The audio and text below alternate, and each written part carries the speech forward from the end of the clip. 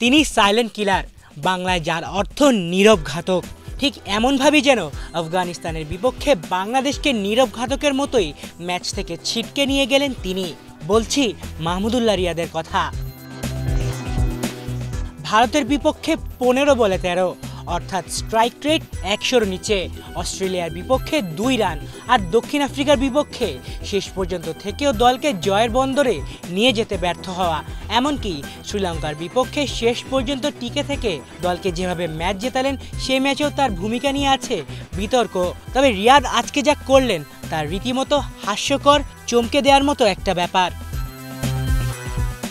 আফগানিস্তানের বিপক্ষে সুপার 8-এর শেষ ম্যাচে সেমিফাইনালে ওঠার দারুণ সুযোগ ছিল টাইগারদের সামনে, কিন্তু এক পর্যায়ে সেমির টিকিট কাটতে বাংলাদেশের প্রয়োজন ছিল 19 বলে 43 রান। ক্রিজে ছিলেন মাহমুদুল্লাহ রিয়াদ। এমন সমীকরণ বর্তমান টি-20 ক্রিকেটের যুগে দেখা যায় হর হামেশাই। তবে রিয়াদ এসেই খেলা শুরু করলেন ডট, তাও আবার তরুণ লেগ স্পিনার নূর আহমেদের করা ওই ওভারে।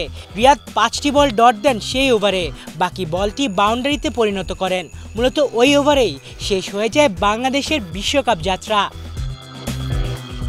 ক্রিকেটকে বলা হয় অনিশ্চয়তার খেলা, সুতরাং ব্যাটে বলে সবসময় মিলবে না, এটাই স্বাভাবিক। কিন্তু রিয়াদ যে ভঙ্গিতে আফগানদের বিপক্ষে ব্যাট করলেন, মূলত সেখানেই শেষ হয় টাইগারদের সেমিফাইনালে খেলার অধরা স্বপ্ন।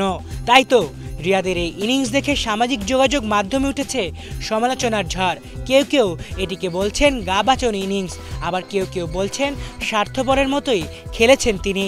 অবশ্য সাধারণ মানুষের ভাষ্যমতে তার এই স্বার্থপর এবং নিষ্ক্রিয় ইনিংস দেখে আপনি কি অদূর ভবিষ্যতে রিয়াদকে আদৌ টি-20 দলে দেখতে চাইছেন? প্রশ্নটা আপনাদের কাছেই তোলা রইল।